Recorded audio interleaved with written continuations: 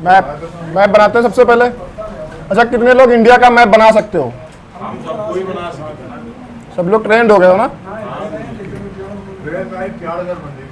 कोई बात नहीं, कोई बात नहीं अगर टेढ़ा हो जाता है, पर अच्छी बात तो ये है कि वो बन सकता है। अभी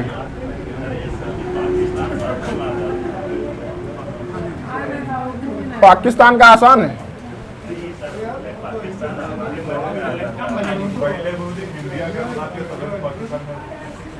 नहीं, पाकिस्तान की अगर तुम कुत्ता बना लेते हो तो बन जाएगा। नहीं, शक्ल से तो वो वैसा ही दिखता है ना।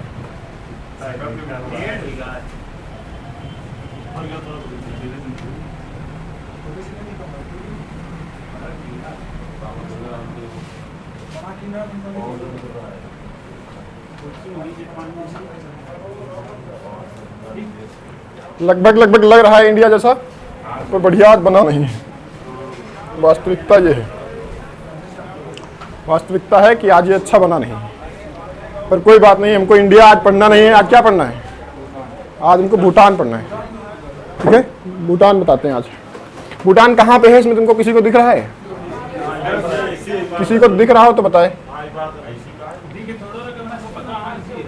बताओ कहाँ पे? इधर वाला एरिया हमारा मन करता है हम बढ़ा लें इधर। अफगानिस्तान तक हमारा होना चाहिए। छोड़ो, इधर हमारा होना चाहिए वैसे अफगानिस्तान, इधर पूरा है ना, आसान हो जाए। अफगानिस्तान इधर गोल है, आराम से यहाँ से खींच के गोल कर देते हैं ऐसे, बस लफड़ाई खत्म। चलो स्टार्ट करें। ये वाला हिस्सा किसका है? ये नेपाल का है ना? ये पढ़ चुके हैं हम लोग। नेपाल की राजधानी काठमांडू, सबको याद है? चलो ठीक है। इसके इधर पड़ोस में क्या पड़ता है? भूटान, है ना? भूटान में अगर तुम देखोगे तो यहाँ पे थोड़ा ऐसे करके टेढ़ा करके ऐसे, ठीक है ना? ये है भूटान। ठीक है, भूटान पढ़ेंगे आज। उससे पहले देख लेते क्या क्या याद है तुम लोगों को। ये वाला देश कौन सा था? बांग्लादेश। और ये वाला? ये हिंदुस्तान है। ये क्या है? ये पूरा हिंदुस्तान है। ठीक है ना? ये देश नहीं है कोई, ये हमारा अपना पूरा देश है। ठीक है, ये वाला क्या है? भूटान है। ये इधर और इसके इधर अफगानिस्तान। सारे हो गए? तो सार्क के देश थे सारे। सार्क में टोटल कितने देश थे? सार्क की स्थापना कब हुई थी? 1985 में। दो देश नीचे हैं, एक यहाँ श्रीलंका हो जाएगा और एक इसके भी नीचे मालदीव, है ना? तो टोटल कितने हो जाएंगे? 8। मालदीव, श्रीलंका, भारत, पाकिस्तान, अफगानिस्तान, नेपाल, भूटान, बांग्लादेश। तो नेपाल तक हो चुके हैं, भूटान और बांग्लादेश बचा है। ये आज हम खत्म कर देते हैं, फिर अगले दिन हम क्या पढ़ेंगे? सार्क के देश पढ़ेंगे, है ना? सार्क, अच्छा हाँ, सार्क तो हो ही गए। आसियान के देश पढ़ेंगे। चलो ठीक है। तो ये क्या है भाई? चलो, ये तो लिखने की जगह मिटा रहा है। ये क्या है? ये है भूटान। ठीक है ना? भूटान के बारे में क्या क्या जानकारी किसी को, कोई बताए? हाँ, भूटान की राजधानी थिम्पू पता है। और कुछ पता है? हाँ, अच्छा हाँ, भारत के द्वारा बनाए गए 3 यहाँ पे बांध हैं। वो बाद की बात है, उस पर देखेंगे, है ना? चोखा दोगा ये सब देखेंगे। पहले देख लेते हैं और बेसिक जानकारी देख लेते हैं इसकी। देखो, आज भी भूटान में यहाँ पे राजशाही है। क्या है? राजशाही। यहाँ पे आज भी क्या होता है? राजा होता है। राजा होता है ना? राजा को क्या कहते हैं? राजा को यहाँ राजा नहीं कहते हैं। हम लिख दे रहे, तुम लोग पढ़ के बताना क्या कहते हैं।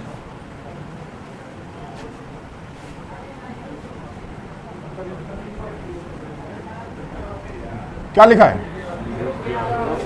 हाँ, द्रुग ग्याल्पो, ये राजा होता है। ठीक है ना?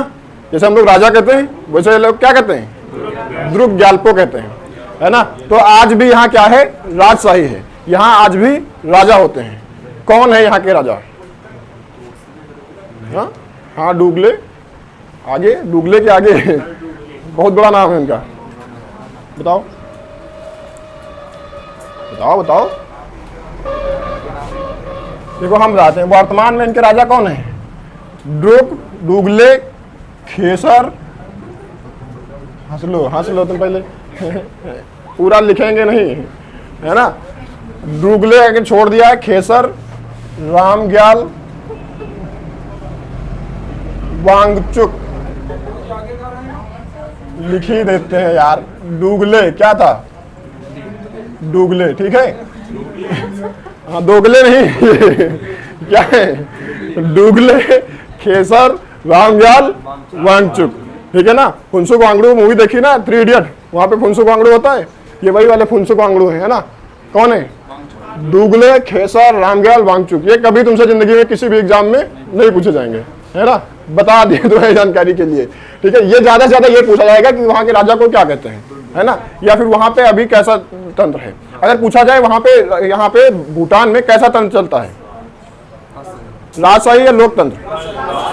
लोकतंत्र ही है, लोकतंत्र ही है, पर यहाँ पे राजा होता है। ये एक अजीब टाइप का लोकतंत्र है। यहाँ पे भी संसद है, चुनाव यहाँ पे भी होते हैं, पर यहाँ राजा होता है। और ये राजा क्या होता है? वंशानुगत होता है। अगर ये राजा है तो इनके आगे वाली पीढ़ी फिर राजा होगी, इनके आगे आने वाली संतानें राजा बनेंगी। कहते ना, हमारे यहाँ कहते हैं राजा का बेटा राजा नहीं बनेगा। कौन कहता है ये? ऋतिक रोशन। कौन कहता है? मूवी नहीं देखी सबने? सुपर 30 नहीं देखा? कौन सी देखते हो फिर तुम लोग भी? मूवी नहीं देखते? शाबाश, शेर हो फिर तो तुम लोग। देखा करो, मूवी देखना अच्छा होता है। रोज एक मूवी लिख दिया करें, हाँ, टास्क में, होमवर्क में दे दिया करें कि आज ये मूवी देख के आनी है। अरे खच्चरो। तो यहाँ पे कैसा है, यहाँ पे लोकतंत्र है, पर यहाँ पे राजा होते हैं, ठीक है ना। और वो राजा वंशानुगत होते हैं। वंशानुगत मतलब अगर मैं राजा हूं तो मेरी आगे वाली संतान आगे राजा बनेगी, है ना। ऐसा होता है। लेकिन यहाँ पे राजा को संसद में एक बिल ला करके हटाया जा सकता है। जैसे हमारे यहाँ महाभियोग होता है राष्ट्रपति को हटाने के लिए, वैसे यहाँ पे हटाया जा सकता है। लेकिन आज तक मेरे समझ में ये नहीं आया कि क्या फायदा हटाने का, बनेगा तो उसी के खानदान के आगे से, है ना, तो उसमें क्या ही फर्क पड़ता है। पर यहाँ पे लोकतंत्र है तो ऐसा कर सकते हैं, पर होता ऐसा कभी नहीं है, ठीक है ना। तो यहाँ पे राजशाही भी है। राजशाही का मतलब है कि राजा का बेटा ही राजा बनेगा, ये राजशाही कहलाता है। अच्छा, यहाँ पे इसका आधिकारिक धर्म है। जैसे हमारे देश का आधिकारिक धर्म क्या है? हमारे देश का आधिकारिक धर्म क्या है? हिंदुस्तान का आधिकारिक धर्म कौन सा है बताओ? हिंदुस्तान धर्मनिरपेक्ष है। बता चुके हैं, पॉलिटी पढ़ रहे हैं लगातार, रोज बताते हैं कि हिंदुस्तान धर्मनिरपेक्ष है, सेकुलर है। हिंदुस्तान का कोई भी आधिकारिक धर्म नहीं है, सभी धर्मों को बराबर मानता देता है, ठीक है ना। पर इसका एक आधिकारिक धर्म है। कौन सा धर्म है? ये बौद्ध धर्म के लोग हैं। भाई काहे नहीं चल रहे हो, तुमको क्या समस्या है? इसकी गर्लफ्रेंड भाग गई है तभी गुस्सा है। क्या है यहाँ पे? कौन सा धर्म है? यहाँ पे बौद्ध धर्म है, ठीक है ना। यहाँ पे लगभग 75% लोग कौन से धर्म को फॉलो करते हैं? बौद्ध धर्म के लिए, बौद्ध धर्म को फॉलो करते हैं। इसीलिए इस देश का आधिकारिक धर्म कौन सा हो जाता है? बौद्ध हो जाता है ना। अच्छा, बचे हुए 25% लोग किस धर्म के होंगे यहाँ पे? हाँ, सभी धर्मों को मिला के यहाँ पे सब होंगे। भूटान एक ऐसा देश है जो बाहरियों को अपने यहाँ आने बहुत कम देता है। ये आज भी एक ऐसा देश है जो शहरीकरण की तरफ भागना नहीं चाहता। वो आज भी गांव को बना करके रखना चाहता है ना। वो शहरीकरण नहीं करना चाहता है ना। वो आज भी चाहता है कि उसके यहाँ गांव बने रहें। तो इसका बाकी दूसरे जो भी अलग धर्म के लोग होते हैं उनको ज्यादा अपने यहाँ एंट्री करने देता नहीं है ये, ठीक है ना। तो यहाँ पे बाकी तुम लोग कह रहे हैं ना कि बहुत सारे सभी बाकी धर्मों को मिला करके, तो यहाँ बाकी नहीं होंगे, तो एक ही आधे होंगे। वो बचे हुए बाकी कौन होंगे? बचे हुए बाकी जो है 25% कौन लोग होंगे? ये सनातनी है। सनातनी समझते हो? हिंदू धर्म के लोग कैसे हैं? हिंदू हैं। बाकी 25% कैसे लोग हैं?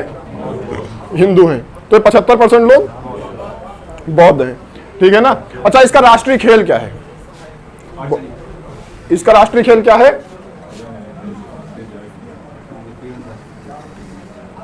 बताओ। भूटान का राष्ट्रीय खेल, बाकी लोग तीरंदाजी है ना। और ये इसका क्या है? राष्ट्रीय खेल है। यहाँ पे सबसे इंपॉर्टेंट बात ये याद रखना, कैसे इसको याद रखोगे कि ये लोग अभी भी गांव की तरफ ही रहते हैं और गांव में ये सब होता है। शहर वाले लोग लेके निकलेंगे धनुष बाण, बंदूक लेके निकलेंगे, गांव वाले लोग धनुष बाण निकालेंगे, है ना। तो ये तीरंदाजी आज भी करते हैं, ठीक है ना। इनका ये राष्ट्रीय खेल है, ठीक। अब बात करते हैं इसके इतिहास के बारे में। इसका इतिहास क्या रहा है, ठीक है। तो सबसे पहली बात, इतिहास के पहले इसका थोड़ा भूगोल जान लेते हैं कि ये पर्वतीय क्षेत्र है। यहाँ पे इतने ऊंचे ऊंचे पर्वत पाए जाते हैं कि अगर बादल भी यहाँ से ऊपर से निकलेंगे ना, तो वो भी वहाँ से शांतिपूर्वक निकल नहीं पाते हैं, वो भी टकरा जाते हैं। इतने ऊंचे ऊंचे पर्वत वहाँ से हैं। इसीलिए इसको कहते हैं लैंड ऑफ, क्या कहते हैं, लैंड ऑफ थंडरबोल्ट। क्या कहते हैं, लैंड ऑफ थंडरबोल्ट, या फिर इसको हिंदी में क्या कहेंगे,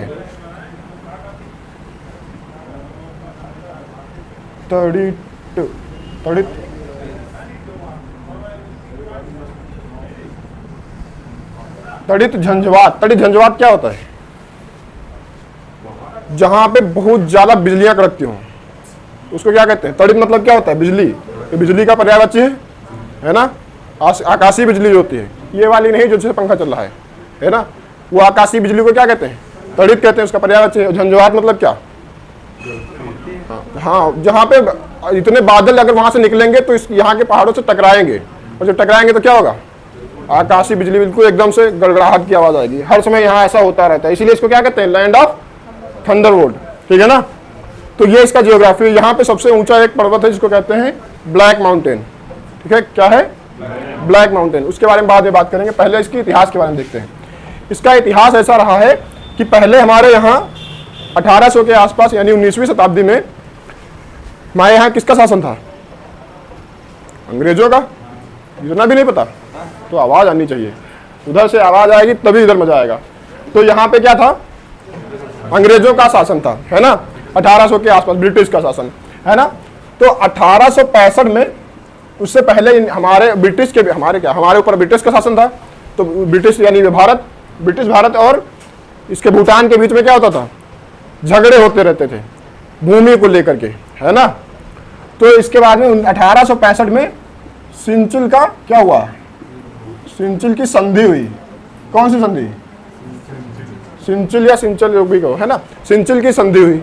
इसमें क्या था कि जो भी भूमि अंग्रेजों ने कब्जा कर रखी थी भूटान की, बेचारा एक तो पहले से ही इतना छोटा सा है ना, उसकी जमीन भी तुम कब्जा कर लोगे तो क्या ही बचेगा उसके पास, है ना। उसके पास ऑप्शन क्या बचता है, तुमसे संधि कर ले, दोस्ती कर ले।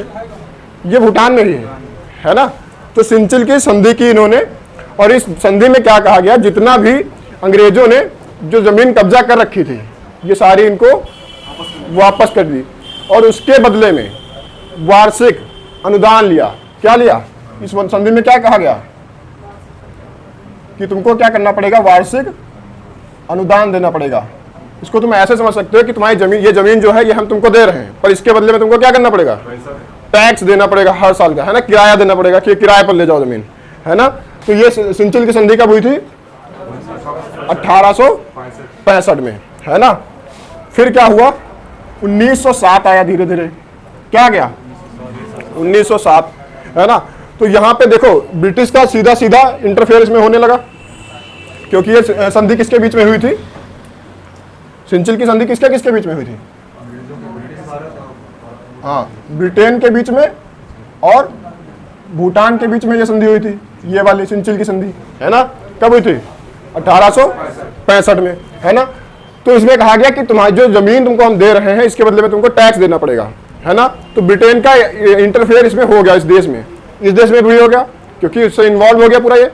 तो इसका इंटरफेयर इसके अंदर होने लगा, ये इसके आंतरिक मामलों में भी हस्तक्षेप करने लगा। तो ऐसे ही करके 1907 जब आया तो 1907 में इसने कहा कि तुम्हारे यहाँ क्या होगा, राजशाही होगी। और राजशाही की स्थापना भूटान में किसने कराई, ब्रिटेन ने कराई, है ना। तो अगर ज्यादा ही डिटेल में बड़े क्वेश्चन पूछे जाएंगे तो ये पूछेगा कि राजशाही की स्थापना किसने करवाई भूटान में, कब करवाई, ब्रिटेन के द्वारा 1907 में राजशाही की स्थापना कराएगी। और तब से कहा गया कि अब ब्रिटेन में क्या होगा, राजशाही होगी भूटान में। ब्रिटेन में भी राजा होते हैं, तुम्हें पता है, ब्रिटेन में, इंग्लैंड में भी आज भी राजा होते हैं, होते नहीं राजा तो रानी होती है। महारानी विक्टोरिया का नाम सुना है, तो वही। तो यहाँ पे कह दिया कि यहाँ पे क्या होगा, राजशाही होगी, है ना। फिर उसके बाद में अंग्रेजों को तो फिर भागना था, हमने भगा दिया, यहाँ से भगाया हमने अपने हिंदुस्तान से। अंग्रेज गए कि नहीं गए, छोड़ के भगा दिया हमने यहाँ से। कब गए भाग के अंग्रेज यहाँ से, अंग्रेज हिंदुस्तान छोड़ के कब गए, वाह अब तो हद हो गई, शेर हो। फिर 1947 का जवाब आने में इतना टाइम लग रहा है। 1947 में छोड़ के भाग गए, और 1949 में क्या हुआ, जब वो अंग्रेज यहाँ से छोड़ के भाग गए तो ये वाली संधि खत्म, क्योंकि अंग्रेज ही नहीं है ना। तो इसके आसपास की भूमि तो भारत के आसपास की होगी ना, तो विवाद तो डायरेक्ट भारत से हो जाएगा इसका। अब अंग्रेज छोड़ के चले गए, वो संधि भी खत्म।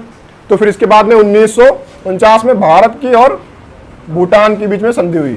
किसके किसके बीच में? भारत और भूटान के बीच में। इसमें क्या हुआ, अब ये देखो, भूटान और भारत के बीच में संधि में क्या हुआ था? नहीं देखो, समझौता इसमें कुछ नहीं हुआ। इसमें सीधे सीधे कह दिया गया कि जो भी जमीन कब्जा कर रखी थी, क्योंकि हम बड़े दिल वाले लोग हैं, है ना, ये लेता था, इसको पैसे की कमी थी तो ये टैक्स लेता था। हमें नहीं कमी है, हम लोग बहुत अमीर हैं, दिल से अमीर हैं, है ना, दिल से अमीर है। तो हमने क्या किया, जितनी भी सारी भूमि थी कब्जा की थी, तो सारी भूमि क्या कर दी हमने, सारी भूमि हमने वापस कर दी। कहा ले जाओ, हमको एक अच्छा पड़ोसी चाहिए, है ना, क्योंकि अगर तुम्हारे मित्र के साथ रिलेशन खराब हो जाते हैं, कोई तुम्हारा दोस्त है उससे तुम्हारी लड़ाई हो जाती है तो काम चलेगा, तुम दूसरा दोस्त बना सकते हो। पर अगर तुम्हारा पड़ोसी के साथ तुम्हारे रिलेशन खराब हो गए तो तुम पड़ोसी नहीं बदल सकते। और जब भी तुम मुसीबत में होगे तो मित्र को आने में टाइम लग सकता है, लेकिन पड़ोसी सबसे पहले आएगा, है ना। मान लेते तुम्हारे घर में क्या हुआ, गैस सिलेंडर दब गया या आग लग गई, तो मित्र मान लिया दूसरे गाँव में रहता है, उसको आने में टाइम लगेगा, लेकिन सबसे पहले कौन आएगा, सबसे पहले पड़ोसी आएंगे। तो पड़ोसियों से तुमको ज्यादा अच्छे रिश्ते बना करके रखने चाहिए। हाँ, उसके साथ तुम क्योंकि संबंध नहीं अच्छे बना करके रखते इसलिए मजा लेते हैं। अगर तुम अच्छे संबंध बना के रखोगे, अपने पड़ोसी को ही अपना मित्र बना लो तो ज्यादा बेहतर हो सकता है, वो जल्दी आ सकता है ना। तो ये होता है, अगर मान लिया तुमने कहीं दूर का मित्र बनाया, पाकिस्तान का एक आदमी बना लिया तुमने मित्र अपना, तो उसको यहाँ तक आने में समय लगेगा। अब हिंदुस्तान में ही बना लो अपने पड़ोस में, अपने पड़ोस वाले घर में, तो उसको आसान रहेगा यहाँ आना, रहेगा नहीं रहेगा। तो भारत ने भी सोचा कि अपने पड़ोसियों से अच्छे संबंध बना के रखते हैं।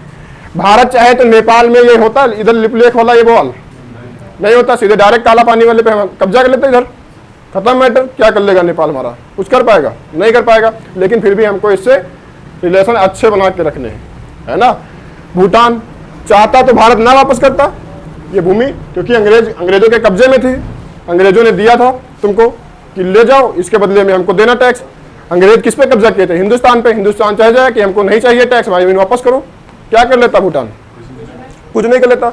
लेकिन हम बड़े दिल वाले लोग हैं, बहुत बड़ा दिल है। कितना बड़ा, इतना बड़ा, इतना बड़ा है ना। इतने में भूटान से थोड़ा बड़ा है, तो हमने वापस कर दिया। क्या कर दिया, वापस कर दिया कि ले जाओ, जाओ ऐश करो, जाके जलवा करो, है ना। तो हमने ये वापस कर दिया। तो ये है भूटान का इतिहास, है ना। अब देखते हैं कि भूटान में बौद्ध लोग इतने कहां से आ गए, बौद्ध लोग कहां से आ जाएंगे। बौद्ध का स्टार्टिंग कहां से हुई, बौद्ध धर्म की, बौद्ध धर्म की शुरुआत कहां से हुई, तिब्बत से शुरुआत हुई बौद्ध धर्म की। हद है खच्चरों, बोध गया कहां पे है, बुद्ध कहां के थे, बुद्ध हमारे थे, बुद्ध हिंदुस्तान के थे, ज्ञान उनको यहीं मिला, पढ़े यहीं, मरे यहीं, धर्म की स्थापना यहीं किया, सब कुछ यहीं किया। तिब्बत के कैसे हो जाएंगे बुद्ध यार, खच्चरों वाली बातें करते हो।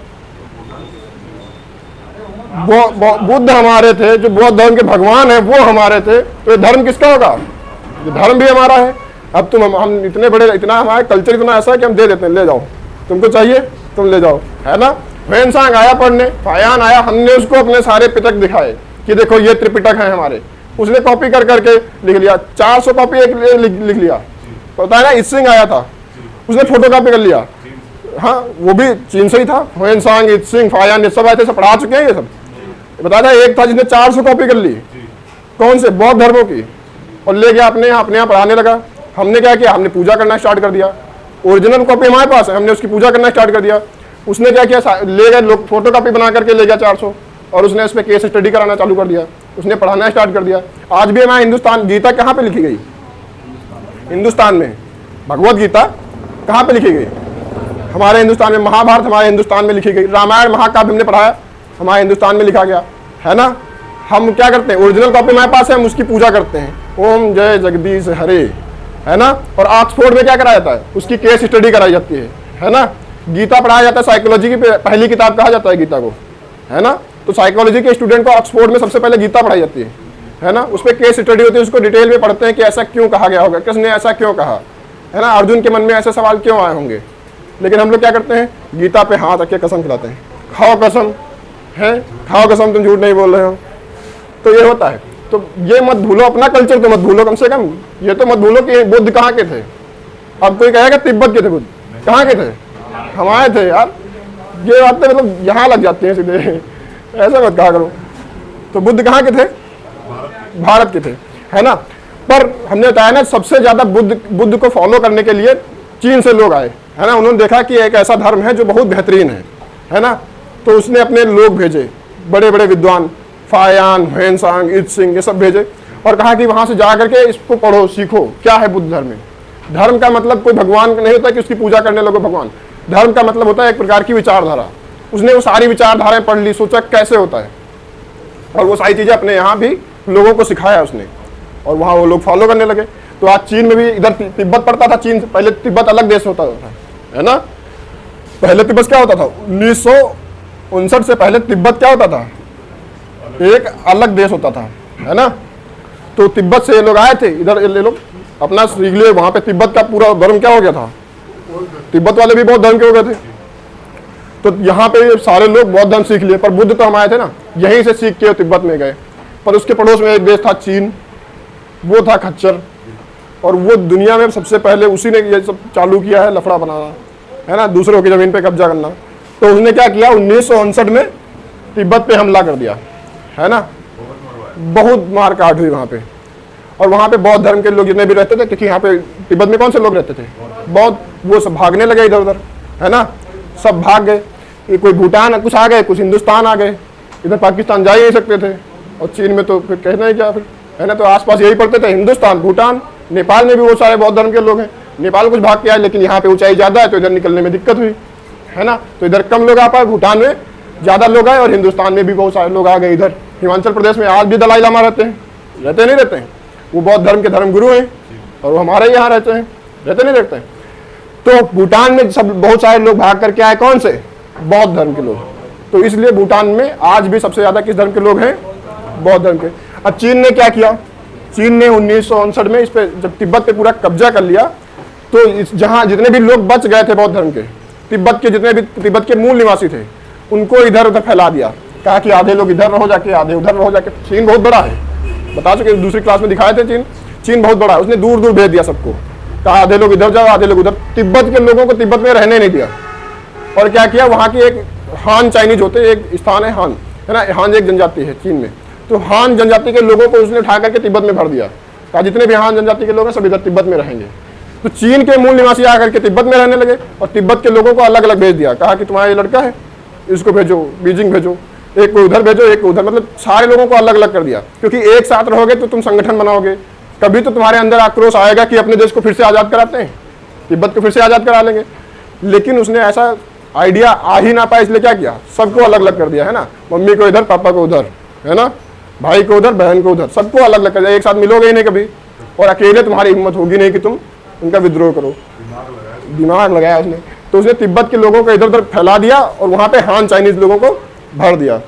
तो बचे हुए जो लोग नहीं स्वीकार किए वहाँ की वो पराधीनता, उसने क्या किया? उसने भगा दिया उनको, और वो भाग करके कहाँ गए? हिंदुस्तान और भूटान। तो भूटान में भी आ गए और हिंदुस्तान में भी आ गए। तो हाँ, बौद्ध धर्म के जो उस समय के धर्म गुरु होते थे, जिनको दलाई लामा कहते थे, वो भारत आ गए। और भी बहुत सारे लोग कहाँ चले गए? भूटान। इसलिए भूटान में आज भी सबसे ज्यादा किस धर्म के लोग रहते हैं? बौद्ध धर्म के लोग। बाकी बचे हुए 25% वो सनातनी या हिंदू धर्म के लोग। ये बातें समझ में आई? तो इतना है, ये वाला छाप लो, जगह खाली करते हैं, फिर बताते हैं आगे। चलो देखो, तो क्या हुआ कि जब तिब्बत में इधर लोगों को भगाने लगा चीन ने तिब्बत के लोगों को इधर उधर भगाया जब, तो वो जो भाग भाग के इधर आ रहे थे, तो यहाँ इधर इन लोगों की भी हवा खराब हो रही थी कि ये इधर कब्जा कर लिया है चीन, हो सकता है हमारे पे कर ले। तिब्बत तो इतना बड़ा है, हम लोग तो छोटे छोटे हैं, है ना। तो डर तो रहता है। सबके पास माउंटेन ड्यू नहीं होती है, होती है नहीं, किसी के पास रुपए नहीं है, पैसे नहीं है ना। पर हमारे पास है माउंटेन ड्यू। देखो ये है ना, हम यहाँ माउंटेन ड्यू रहते हैं, क्योंकि डर के आगे जीत होनी चाहिए। तो भूटान भी डर गया कि यार ऐसा ना हो कि हमारे पे भी कब्जा कर ले। सिक्किम भी डर गया, इधर सिक्किम भी अलग होता था। सिक्किम भी पहले हमारा हिस्सा नहीं हुआ करता था, 1962 से हमारा हिस्सा है सिक्किम। उससे पहले क्या था? सिक्किम हमारा भाग नहीं था। तो ये भी डर गया कि ऐसा ना हो ये भी हम पे कब्जा कर ले। कब्जा करने से इसको डर नहीं था, इसको डर था यार कब्जा कर लेगा उसके बाद में भगा देगा लोगों को, हम लोग इधर उधर हो जाएंगे, कहेगा कि एक लोग उधर रहो एक लोग उधर रहो, इतना बड़ा चीन है, कहेगा फैल जाओ इधर उधर, यहाँ पे हमारी जगह पे दूसरे लोगों को बसा देगा। ऐसा कोई नहीं चाहता कि उसके घर में आकर के दूसरे लोग रहने लगे और तुमको भगा दे, तुम्हारी फैमिली को इधर उधर कर दे, एक लोग इधर एक लोग उधर, है ना। तुमको ये बर्दाश्त हो जाएगा कि दूसरा आके तुम्हारा कब्जा कर ले, है ना, तुमको दबा के रखे पर अपने घर से भगाए ना, तुमको तुम्हारी फैमिली से बाहर ना करे, ये तुम बर्दाश्त कर लोगे। पर इतना नहीं बर्दाश्त कर पाओगे तुम्हारी फैमिली को भी इधर उधर कर दे। तो इन लोगों को भी डर था यार, इधर नेपाल को भी हो गया टेंशन कि ऐसा ना हो इधर आ जाए, पर नेपाल थोड़ा थोड़ा सिक्योर था क्योंकि यहाँ पे क्या है, हिमालय का ऊंची रेंज है तो इधर रास्ता नहीं है आने का, सोचा था चलो हम थोड़ा थोड़ा बचे हैं, है ना। पर यहाँ पे रास्ता था सिक्किम में, और सिक्किम के आसपास रास्ता होने से सिक्किम को भी दिक्कत थी और भूटान को भी दिक्कत थी कि यहाँ से अगर आ गया तो हम भी तबाह, हमको भी फैला देगा इधर उधर, नहीं कर देगा। तो भूटान भी डर गया। तो सिक्किम और भूटान दोनों लोग मिले, भाई साहब क्या किया जाए, है ना, बातचीत की आपस में कैसे बचा जाए इससे। तो कहा इसके पड़ोस में ये वाला देश बड़ा दिख रहा है, इससे संपर्क बनाते हैं, है ना। तो सिक्किम पहले आया दौड़ के, कहा कि हमको पहले साहब ले लो कब्जे में, ऐसा कर लो हमको मिला लो अपने में, है ना। तो हमने कहा देखो तुम रह के देखो हमारे साथ, तुमको अच्छा लगे तो रहना। तो हमने पहले इसको सह राज्य का दर्जा दिया सिक्किम को, कहा कि तुम पहले रह के देखो तुमको अच्छा लग रहा है हमारे यहाँ। उसने कहा देखो एक काम करना कि हमको भगाना नहीं इधर उधर, हमको हमारे लोगों को हमारी जगह पे रहने देना। हमने कहा आराम से रह के देखो, टेंशन नहीं है, पहले तुम ट्रायल ले लो, जैसे तुमको हम डेमो क्लास देते हैं। भारत ने कहा पहले तुम डेमो लेके देखो, है ना, रह के देखो कैसा लगता है। सिक्किम रहा, उसको अच्छा लग गया, उसने कहा मिला लो, हमको अपना राज्य बना लो, वो ठीक है, हम देश ही नहीं रहेंगे, हमको देश नहीं रहना है, हमको राज्य बना लो, हम इतना संतुष्ट हैं, तुम बहुत बढ़िया लोग हो। तो सिक्किम मिल गया 1962 में, है ना। 1974 के आसपास इसको भूटान को लग गया कि यार खतरा तो हमारे ऊपर भी है, अगर हमको ये सिक्किम तो बच गया, इधर निकल गया, ऐसा करते हैं हम भी संपर्क बना ले, हम भी भारत में मिल जाएं तो हम भी बचे रहेंगे, है ना। तो 1974 से 1976 तक सिक्किम भी, ये भूटान भी क्या रहा, भारत का सह राज्य रहा। क्या रहा, सह राज्य भूटान, है ना। ये आया भाई साहब भारत के पास, कहा हमको अपने में मिला लो, है ना। अब मिला लिया हमने इसको, हमने कहा देखो रह के देखो कैसा लगता है। शुरुआत में 1974 में इसको बहुत बढ़िया लगा कि यार बहुत सही चीज़ है ना। पर फिर 1975 आते आते इंदिरा गांधी आपातकाल लगा दी और इतना फिर फोड़ रह गए वहाँ पे, थोड़ा थोड़ा इसको लगने लगा कि ये दोनों एक ही जैसे हैं, खच्चर के खच्चर ये दोनों, है ना। एक इधर उधर फैला दे रहा है, एक तो जहाँ वहीं जा जाके मार रहा है ना। तो इनको थोड़ा थोड़ा डर लगने लगा कि यार ये खतरनाक है दोनों। तो इन्हें कहा कि देखो ऐसा है, हम मिल तो जाएंगे, है ना। किसी तो तुम बड़े आदमी से तुम संपर्क कर लेते हो, उसके डायरेक्ट उससे भाग नहीं सकते, है ना, कि उसके डायरेक्ट सारे काम छोड़ दो, उसको फिर बहाना बताते हो तुम। तो इसने भी हमको बहाना बताना स्टार्ट किया, कहा कि देखो हम तुम्हारे साथ रहेंगे तो ठीक है, तुम बनाना चाहते हो हमको, हम तुम्हारा राज्य बनने के लिए तैयार है। और सह राज्य मतलब क्या है कि ट्रायल पे है ना, अभी क्या 2 साल के लिए ट्रायल पे है। उसने कहा कि देखो अभी तो सह राज्य है, तुम्हारा राज्य भी बनने के लिए हम तैयार हैं, पर हमारी एक शर्त है। शर्त क्या थी, कहा कि देखो तुम्हारे यहाँ क्या है, लोकतंत्र है, तुम्हारे यहाँ होता है राजा का बेटा राजा नहीं बनता है, लेकिन हमारे यहाँ क्या है, राजतंत्र है। क्या है, राजतंत्र है। और हम चाहते हैं कि हमारे यहाँ राजा वाली व्यवस्था कंटिन्यू की जाए, ये खत्म ना किया जाए, ये चलता रहे, बाकी सब ठीक है, बाकी तो हमको अपना राज्य बना लो पर राजा रहने देना हमारे यहाँ। भारत ने कहा देखो बड़ी मुश्किल से तो हम संविधान लिखे हैं, 3 साल लगभग लगा दिए लिखने में, उसमें एक ही तो हम अच्छी बात लिख पाए हैं कि राजा तो नहीं होगा। सारी चीज़ें बर्दाश्त हैं पर यह बर्दाश्त नहीं होगा कि हम राजा रखें अपने यहाँ। राजा लोगों से बड़ा परेशान हो चुके हैं, तो राजा तो नहीं रखेंगे, कुछ भी हो जाए, रहना चाहते हो रहो, नहीं रहना चाहते नहीं रहो।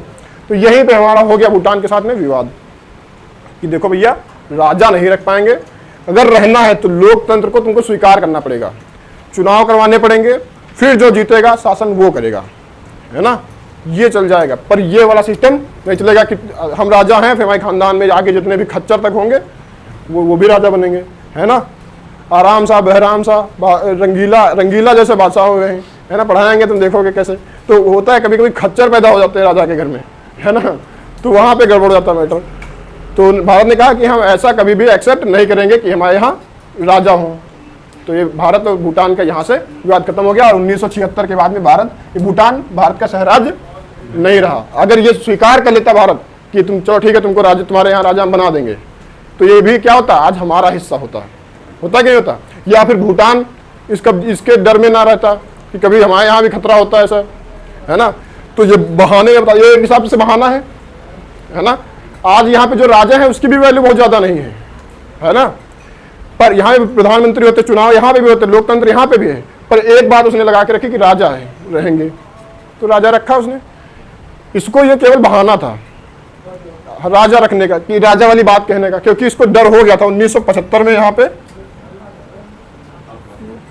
यहाँ पे एक लेडी टाइगर थी ना, उससे डर गए थे ये कि यार यहाँ भी खच्चर लोग हैं, तो इसे डायरेक्ट मना नहीं कर पाए। तो ये वाला बहाना इन्होंने दिया कि राजा रखेंगे। इनको पता था कि ये तो स्वीकार करेंगे नहीं, इसी के चक्कर में इतना बवाल हो रखा है, तो ये कभी स्वीकार नहीं करेंगे। तो ये बहाना दे करके ये निकल गया। पर डर इसको तब भी था, चीन से तो ज़्यादा ही डर है। ये मान लिया, ये तो चली गई 1976 में, 77 में खत्म हो गया, चुनाव हुआ, 77 में हार गई इंदिरा गांधी। अगला वाला बंदा आया, वो सीधा साधा मोरारजी देसाई। कहा कि अब ठीक है ना। तो कहा कि ऐसा करो, अब तुमने हमको अपने यहाँ नहीं रखा है तो बार बार थोड़ी ना किसी से रिक्वेस्ट करोगे। तो कहा इतना कर सकते हैं कि हमको बचाए रखना है चीन से, है ना। चीन हमारे पर हमला करे तो हमको बचा लेना। भारत ने कहा चलो ठीक है, तुम्हारे पड़ोसी हो और पड़ोसियों से हम अच्छा व्यवहार बना के रखते हैं, है ना। तो भारत ने कहा कि चलो ठीक है, तुम्हारी रक्षा हम करेंगे। क्या करेंगे? रक्षा हम करेंगे, क्योंकि तुम्हारी तो हिम्मत है नहीं कि तुम चीन से पंगा ले लो। सिक्किम हमारे मिल गया तो सिक्किम कोई देश रहने क्या है। तुम्हारे पड़ोस में अगर कोई देश है तो वो क्या है? भारत है, चीन है, दो ही देश हैं। हमसे तुम्हारी दोस्ती है, चीन से तुम्हारा लफड़ा है, तो तुमको सेना रखने की जरूरत है नहीं। तुम्हारा चीन ही टेंशन है ना तुम्हारी, तो सेना तुमको हम देंगे। क्या होगा? रक्षा करने के लिए आज भी यहाँ पे कैसी कौन सी सेना है? यहाँ पे भारतीय सेना है ना। यहाँ भूटान की आज भी अपनी कोई सेना नहीं है। ऐसा एक देश और हम बता चुके हैं, कौन सा? द्वितीय विश्व युद्ध जब पढ़ा रहे थे तब। हाँ, अमेरिका अमेरिका की सेना कहाँ पे है? ये देखो, हम ये कह रहे हैं कि जैसे भूटान में अपनी कोई सेना नहीं है, उसकी रक्षा कौन करता है? भारत करता है। ऐसा ही दुनिया में एक और देश है जिसकी अपनी कोई सेना नहीं है, उसकी रक्षा अमेरिका करता है।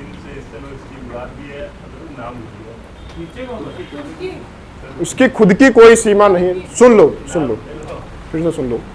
कहने का मतलब यह है कि जैसे भूटान की आज अपनी खुद की कोई आर्मी नहीं है, पर आर्मी सभी को चाहिए पड़ोसियों से बचाने के लिए। तो इसने कहा कि भारतीय सेना हमको बचाए, तो हमने भारतीय सैनिक यहाँ पे लगा दिए, बॉर्डर पे लगा दिए आईटीबीपी के जवान कि ये बचाएंगे।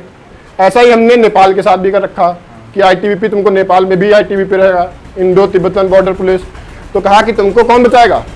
हम बचाएंगे। ये जिम्मेदारी किसकी है? हमारी जिम्मेदारी है, तुम टेंशन फ्री हो जाओ। तो भूटान की कोई भी अपनी आर्मी नहीं है, इसको कौन बचाता है? भारतीय सेना बचाती है। ऐसा ही हमने बताया था कि अमेरिका भी एक किसी देश की ऐसे ही मदद करता है जैसा हिंदुस्तान मदद कर रहा है। वो भी एक ऐसा ही देश है जिसकी भूटान के जैसे उसकी भी कोई आर्मी नहीं है। वो वाला देश कौन सा है? अरे खच्चरों, द्वितीय विश्व युद्ध पढ़ाया नहीं पढ़ाया? जापान के बारे में बताया नहीं था? हिरोशिमा नागासाकी वाला मैटर समझाया था नहीं समझाया था? उसने क्या कहा था कि भाई साहब ठीक है हम नहीं लड़ेंगे। उसने क्या गलती से अमेरिका के ऊपर हमला कर दिया था, और वो सोता हुआ शेर जग गया। अरे कौन आ गया, कौन मार दिया? कहा कि आओ तुमको दिखाते हैं, है ना। फिर उसने परमाणु बम हमले किए। कहा कि और अकड़ है? कहा कि नहीं भैया, अब बस, अब जो तुम कहोगे वही कहेंगे। तो उसने कहा कि खत्म करो, आर्मी खत्म करो तुम अपनी, क्योंकि आर्मी रहेगी तुम्हारी तो तुम लफड़ा बनाते रहोगे। क्योंकि टेक्नोलॉजी के मामले में आज भी जापान सबसे आगे है ना। तो कहा कि आर्मी रहेगी तो तुम लफड़ा बनाते रहोगे, तो तुम्हारी आर्मी कोई नहीं रहेगी, आज तो तुम बिना आर्मी रहोगे आज से। तो जापान ने कहा यार ये तो गलत बात है, हम बिना आर्मी रहेंगे तो फिर हमारे पर कोई आके हमला कर जाएगा, है ना। इधर ताइवान वाले चपाटा मार के चले जाएंगे, छोटे छोटे देश, क्या कर पाएंगे हम, है ना। कहा कि इधर साउथ कोरिया, नॉर्थ कोरिया हमारे पड़ोसी हैं, और नॉर्थ कोरिया वाला तो खच्चर ही है ना। वो रोज सुबह उठ के थप्पड़ मारने आएगा कि आओ भाई साहब, जगाने के लिए थप्पड़ ही मारेगा हमको, रोज के उठो, है तो हमको दिक्कत हो जाएगी। अमेरिका ने कहा कोई बात नहीं, तुमको हम बचाएंगे, है ना। ने कहा कि तुमको हम देंगे अपनी आर्मी। तो आज भी जापान में अपनी कोई आर्मी नहीं है ना। उसको डर था जापान को, क्योंकि जापान के पड़ोस में चीन है और चीन से दुनिया डर रही है। उसको सब दुनिया, उसको लगती है सारी दुनिया हमारी है। वो कहता है कि सब हमारा है। आसपास वो सोच रहा था कि हमारी आर्मी रहेगी नहीं, एक दिन चीन कह देगा जापान हमारा है, और आज वास्तव में यही हो रहा है।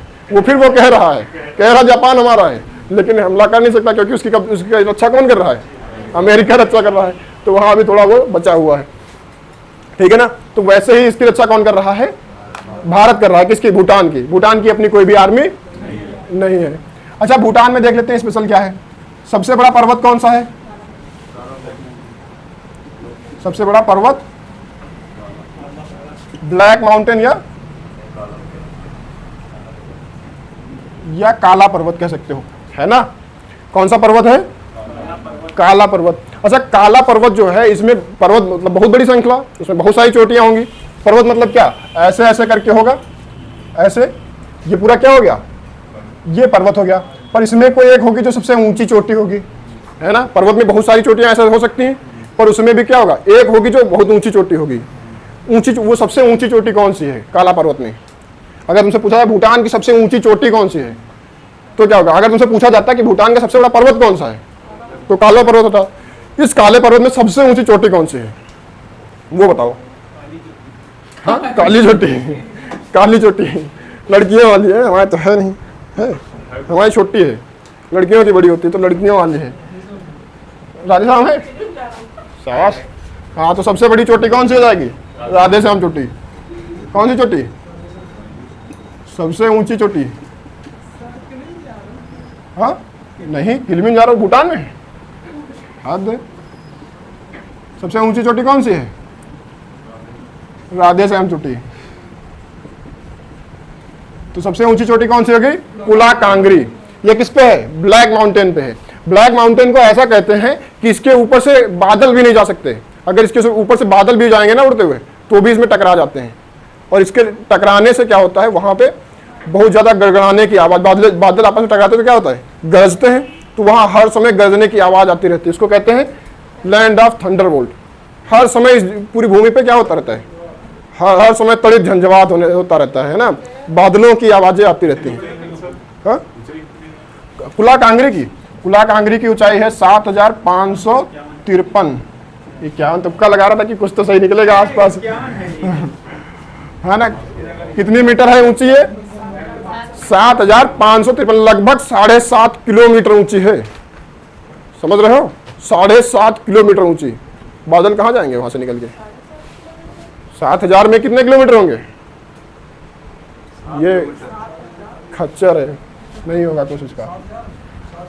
7553 मतलब लगभग 7.5 किलोमीटर, है ना। किलोमीटर के हिसाब से नाप लो। यहाँ से क्या बेनीगंज से भी आगे इतने ऊंचे पर्वत हैं, है ना। इतने ऊंचे ऊंचे पर्वत, तो वहां से कहाँ निकल के जा पाएगा कोई? जा पाएगा कोई? नहीं जा पाएगा।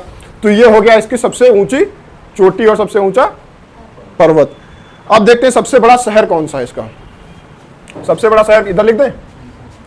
सबसे बड़ा शहर कौन सा है इसका? अच्छा ये हमारी गारंटी है कि तुम ये नहीं भूलोगे। हाँ सबसे बड़ा शहर थिम्पू है। नहीं, थिम्पू तो इसकी राजधानी है। थिम्पू तो यहाँ पे है, थिम्पू इसकी राजधानी है। हाँ शहर है पर वो सबसे बड़ा नहीं है। सबसे बड़ा शहर कौन सा है इसका?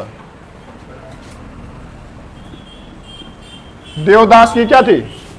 पारो। तो यहाँ पे सबसे बड़ा कौन सा शहर है? देवदास की पारो। ठीक है ना। तो ये पारो, ये देवदास वाली नहीं है, ये शहर है। क्या है? पारो एक शहर है जो भूटान का सबसे बड़ा शहर है। ठीक है ना। तो इतनी चीजें हैं भूटान के बारे में। अच्छा भूटान में क्या है? भूटान में तुमको हमने बताया सारा का सारा क्या है? पर्वतीय क्षेत्र है ना। सब पर्वत है लगभग, है ना। तो वहां पे ज्यादा जमीन है नहीं। लोग वहां के शहरीकरण नगरीकरण की तरफ बढ़ना नहीं चाहते हैं। वो चाहते हैं कि उनके अंदर गांव बने रहें, गांव जिंदा रहें। वो अपनी संस्कृति से अलग हटना नहीं चाहते हैं। वो चाहते हैं कि हमारी जैसी संस्कृति है हम उसी में खुश हैं, है ना। वो वेस्टर्न कल्चर को ज्यादा अपनाने की नहीं सोचते हैं। ज्यादा दूसरे लोगों को अपने यहाँ घुसने भी नहीं देते हैं। हमारे साथ उसके रिश्ते अच्छे हैं तो हमको वहां जाने के लिए कोई भी ज्यादा दिक्कत नहीं होती है, आराम से जा सकते हैं, है ना। तो किसी भी दूसरे देश के यहाँ जाओगे तुम तो तुमको वीजा बनवाना पड़ता है। चाहता नहीं वीजा क्या होता है? वीजा पासपोर्ट जानते हो? पासपोर्ट होती है तुम्हारी आईडी, जिसको लेकर के जाओगे, दिखाओगे कि ये मेरी आईडी, मैं इस देश से आया हूँ। और वीजा क्या होता है? उससे परमिशन लेनी होती है। तुम अपने रिश्तेदार के यहाँ जाते हो तो फोन करके पहले बता देते हो हम तुम्हारे घर आ रहे हैं, है ना। तो क्या करता है? चाय बना के रखता है, व्यवस्था करके रखता है। वैसे ही क्या होता है किसी दूसरे देश में जब तुम जाते हो तो तुमको वीजा बनाना पड़ता है। 1 महीने पहले 2 महीने पहले तुमको बताना पड़ता है कि हम तुम्हारे यहाँ आने वाले हैं। तो उधर से वीजा पे परमिशन ग्रांट की जाती है कि वो कहता है कि ठीक है आ जाओ, तो परमिशन ग्रांटेड, तब तुम जा सकते हो। अगर वो कहते नहीं तो तुम नहीं आ सकते। तो वैसे ही हमको वीजा की जरूरत नहीं होती है भूटान जाने के लिए पहले, पर अभी होने लगी है ना। तो पहले होता था, इधर पाकिस्तान था, इधर भारत था, इधर नेपाल था और इधर बांग्लादेश, और इधर नीचे मालदीव था, श्रीलंका को छोड़ के। मालदीव, भारत, पाकिस्तान, नेपाल और बांग्लादेश, इतने देशों को उसने छूट दे रखी थी कि तुमको वीजा की जरूरत नहीं है। फिर अभी उसने मना कर दिया, कहा कि सब लोग परमिशन लेके आओ, बहुत ज़्यादा बेइज्जती हो रही है ना। तो इसने क्या किया, अभी परमिशन यहाँ वीजा की जरूरत होती है, इससे पहले नहीं होती थी, ठीक है ना। तो यहाँ पे सारा कैसा है, पर्वतीय क्षेत्र है। अब पर्वतीय क्षेत्र है, वो भी इतने ऊंचे ऊंचे 7-7 किलोमीटर ऊंचे पर्वत।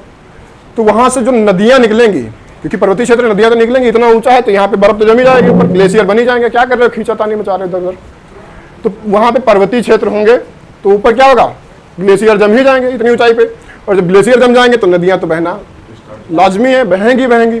तो वहाँ इतने ऊंचे से जो पर्वत, छोटा सा जगह है, छोटे में ही इतने बड़े पर्वत बन जाएंगे तो एकदम खड़े पर्वत होंगे।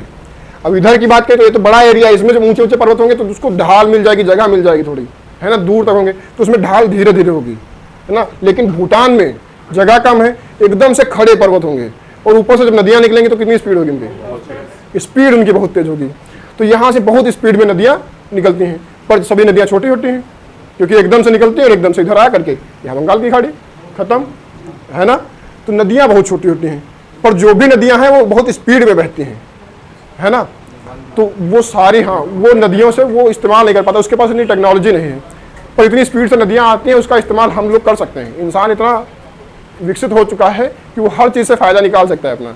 तो उसने यहाँ पे भी सोचा कि हम ऐसा कर सकते हैं, तो उसने बनाया यहाँ पे बांध, और उसके बांध बनाने में मदद हमने की, है ना। यहाँ पे कितने बांध हैं, कौन कौन से,